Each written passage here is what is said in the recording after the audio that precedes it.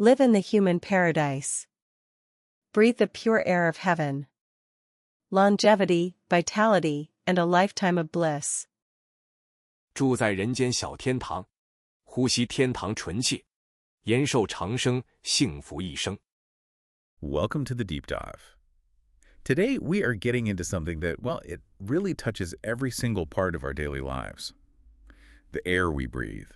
For decades, the public conversation about pollution has been focused on these big, visible threats, smog, ozone, those particle indices you see on the news. Right. But the sources we're looking at today, they just fundamentally challenge that entire focus. They really do. We've synthesized a good amount of material here, including a really detailed toxicology chapter on human injury, specifically inside modern sealed buildings. And it's not just problems, right? The research also points to specific engineering solutions, even referencing a patent for a high-efficiency labyrinth-type air treatment apparatus. That's right. So it's not just doom and gloom. Okay, so the mission for this deep dive is to really understand the hidden mechanics of air toxicity.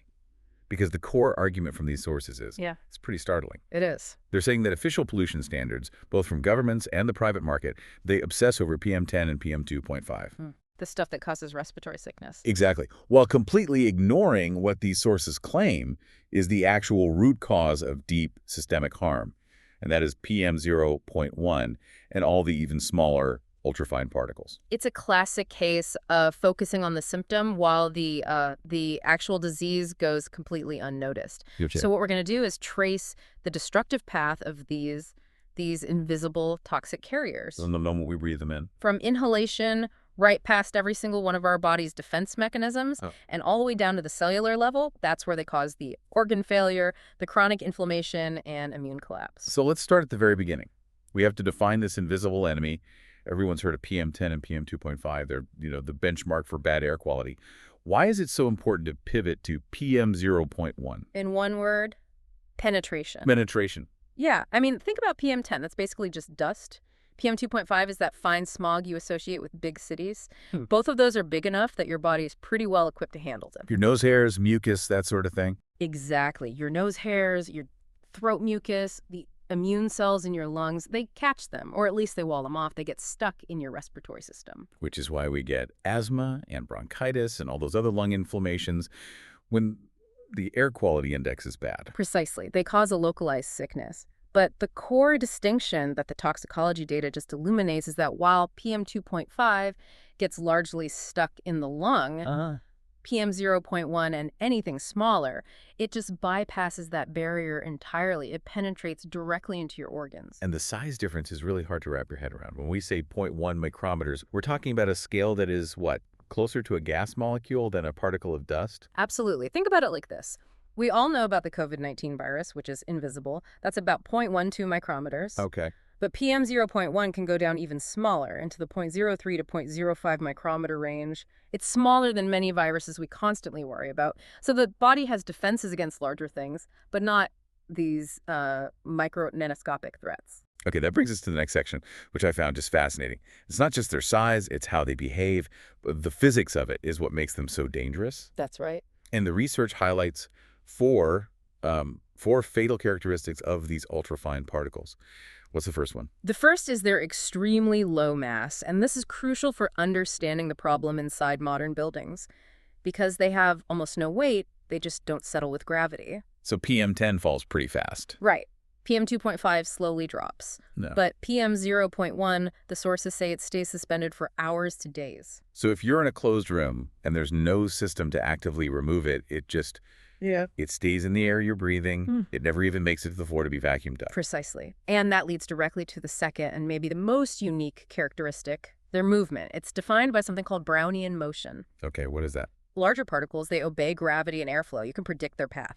But PM0.1 is so tiny, its movement is governed by random collisions with air molecules, not gravity. So what does that mean for how it invades a space or, a body? It means they're totally unpredictable. The source says they drill, bend, and crash randomly in the air. like a microscopic pinball machine. It's a great analogy. They aren't held back by weight or air currents. So if there's any gap in ductwork, in a filter, or even between your cells, that chaotic movement lets them get into it. And if they move randomly like that, that must mean that standard filtration, simple airflow strategies, they're designed for bigger particles, so they have to fail, right? That's a key implication, yes. Now, if these were just, tiny inert particles, the danger would be minimal. But this brings us to the third fatal characteristic, their huge relative surface area. And this is where they go from just being a nuisance to being a toxic delivery vehicle. Exactly. Imagine a big rock, okay? Now imagine that same rock ground down into a massive pile of fine dust. The surface area of that dust pile is exponentially larger. It's the same principle. Despite their tiny volume, the relative surface area of PM0.1 is massive. They're extremely reactive and sticky. The sources call them microscopic burrs. And what are they sticking to? Everything toxic in the air. VOCs, heavy metals, microplastics, bacterial exotoxins, aerosol residues. The analysis is very clear that these are not clean particles. They're sophisticated carriers designed to transport highly concentrated poisons deep into your body. Okay, so we have tiny, non-settling, randomly moving toxic carriers. The last characteristic explains why modern buildings make this whole threat so much worse. The strong static reaction. Yes. They cling to surfaces, particularly the inside walls of air conditioning ducts. Why there? Because they're always slightly charged. This lets them accumulate huge amounts of these toxic compounds inside the ductwork over months or years. But then the ducts vibrate. From the system turning on, or people walking, or even just temperature changes? Any of that. And that static bond breaks. And I'm guessing it's not a gentle release? Not at all. The sources describe it as sudden bursts, expelling millions of PM0.1 and smaller ultrafine particles right back into the air you're breathing. So the modern, sealed, recirculating building, your office tower, your apartment complex, it's a machine designed to concentrate, accumulate, and then violently re-release this exact threat. That's the crucial context. It sets the stage perfectly for the invasion. Let's move to that invasion then. Segment 3. Bypassing human defenses. We're at gate 1, penetrating the lungs. The human body is a fortress, designed over millennia, but its defenses are all keyed to size. And once a particle gets small enough, those defenses are basically useless. Okay, let's break down how they fail. We know they're too small for nose hair. What about mucus and cilia? The mucus layer, it's great at capturing anything bigger than about 2.5 micrometers, but because of PM0.1's fast, chaotic Brownian motion, it just zips right past the sticky stuff. And the cilia, the little hairs that sweep things out. They're effective against PM1, but the sources say PM0.1 escapes like a jet bullet. Its random motion lets it just constantly dodge that sweeping action. This was the most surprising fact in the research for me. The macrophage mislead. Macrophages are the big eaters of the immune system. They're supposed to patrol the lungs looking for invaders. Why can't they just swallow PM0.1? This is the critical threshold failure. Macrophages are incredibly good at identifying and destroying bacteria and larger particles, usually anything bigger than 0.15 micrometers. Okay. But when a particle drops below that size, the macrophage is misled. It fundamentally mistakes the ultrafine particle for a gas molecule. So the body's ultimate cleanup crew doesn't even recognize that a solid toxic invader is there. No defense is initiated. It's an invisible invasion, completely ignored by the highest level of lung defense. And this leads directly to the final breach of the lung barrier itself, a process called translocation. So tell us what's happening at the alveolar capillary barrier. That's the ultimate filter layer, right? The super thin membrane where oxygen gets into the blood. That's correct. It's designed to be strong, but thin enough for gas exchange. It's typically about 0.5 to 1.5 micrometers thick. Now, think about our PM0.1 particles. They're maybe a tenth of the size of that barrier's cellular structure. So it doesn't have to break through. It doesn't. It uses its chaotic Brownian motion to literally drill and wiggle through the tiny gaps and seams between the lung cells. The sources are definitive on this. The body doesn't register it as an injury because the membrane isn't broken. It's just pass through, like water through a fine sieve. Wow. And once that breach is complete, we're through gate 1. Now we're at gate 2, systemic transport. The blood becomes a highway. And a very fast one. In minutes, these toxic carriers are in the bloodstream, traveling right alongside red blood cells. The speed is terrifying. How fast? They reach the heart almost instantly. They achieve full systemic circulation within half an hour, and they start accumulating on organ surfaces within just 1 to 2 hours of being inhaled. And this highway leads everywhere. We're talking about the brain, crossing the blood-brain barrier, the liver, kidneys. All the key hormonal and reproductive systems, too. The thyroid, uterus, prostate, mammary glands. This is why the sources identify pregnant women as so vulnerable, because these particles can even cross the placental barrier. So it's the ultimate systemic delivery method. Once it's past the lung, it's not an air quality problem anymore. It's a systemic cellular toxicity problem, and there's no immediate way for the body to get rid of it. So if the blood delivers the payload, the next barrier is the cell itself. Let's talk about gate 3, cellular damage and chronic inflammation. What happens when this sticky toxic particle finally reaches a target cell? It attacks the cell membrane's integrity in 2 ways. First is just adhesion. Sticking to the outside. Exactly. The sticky particle adheres to the outer surface. This creates immediate stress, it alters the cell's electrical potential, and crucially, it physically blocks the channels that let nutrients in and waste out. The cell basically starts to suffocate. And the research said they don't just stick, they actually push their way in. Correct. The cell membrane is a lipid bilayer, essentially 2 thin layers of fat.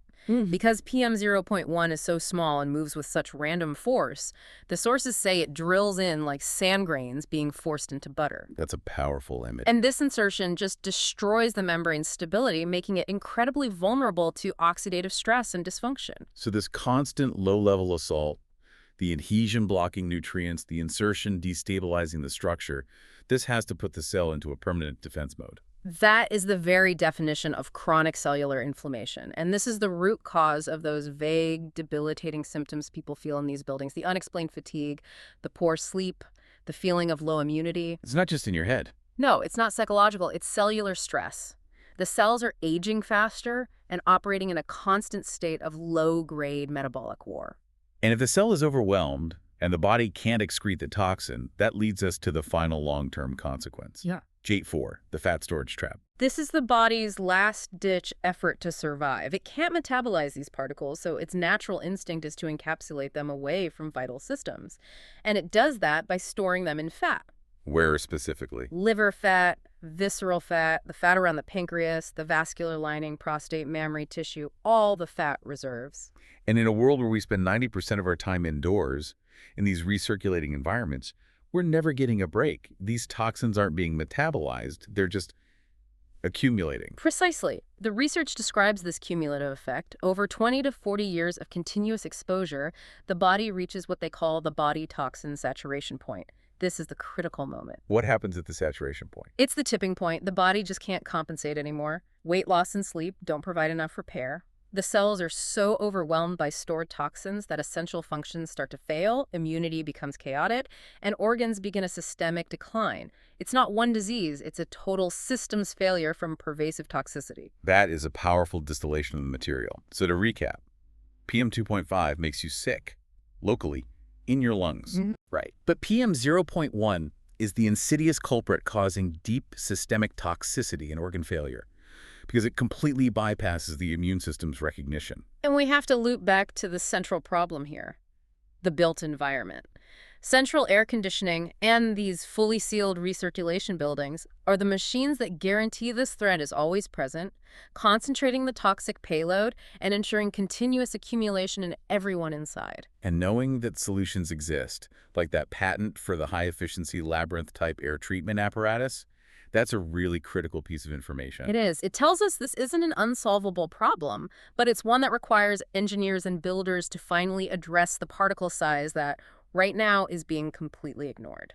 Understanding the physics of PM0.1, its ability to act as a toxic carrier, that seems to be the first step towards demanding filtration that actually works on the real threat, not just the big dust particles that make us cough. That's the key takeaway. Our entire deep dive really showed that the body's defenses are all based on these size thresholds. And once a particle is small enough to be, as you said, misled by Brownian motion, the body simply doesn't recognize the invasion. It turns our modern environment into an unintentional toxic accumulator, a complete reversal of how we normally think about pollution. We always worry about what's coming in from the outside. So the question for you, the listener, isn't just what the air pollution is like outside your window. It's what is trapped and multiplying inside the structure where you spend most of your time. A threat your immune system is entirely unprepared to even see. A really essential deep dive. Thank you for providing us with these critical sources and letting us unpack this vital information. Stay informed, and we'll catch you on the next deep dive. Air 8-free maze purifier. The world's first single-pass purifier. Combining ionization, electrostatics, and airflow maze. The machine replaces humans. To absorb and destroy every toxin. Air enters the ion zone. Viruses and dust gain negative charge. They pass electrostatic filters. Then enter the Toxbox maze. Aerosols dry on electrode walls, breaking down into CO2 and water. Inside the maze, air twists and strikes over 60 times. Each turn ends a toxin's life. Billions of particles in 0.1 second are fully purified. It releases Earth's purest air. The superheaven air quality. 8-free, dust-free, germ-free, toxin-free. Smoke-free, odor-free, heavy metal-free. Microplastic-free, aerosol-free. Not just an air machine. The only key to lifespan freedom. U.S. Patent No. 8268058B2.